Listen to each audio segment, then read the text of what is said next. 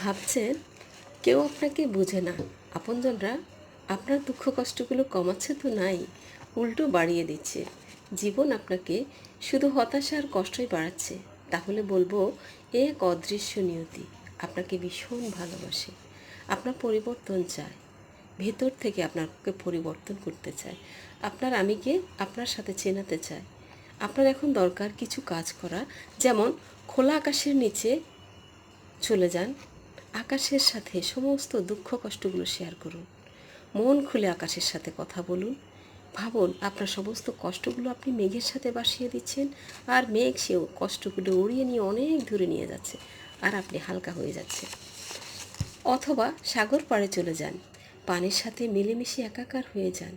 সমুদ্রের পানি আপনার সমস্ত কষ্টগুলো ধুয়ে মুছে আপনাকে আবার নতুন জীবন দান করছে, আর আপনি এক প্রাণবন্ত মানুষ হয়ে উঠছেন।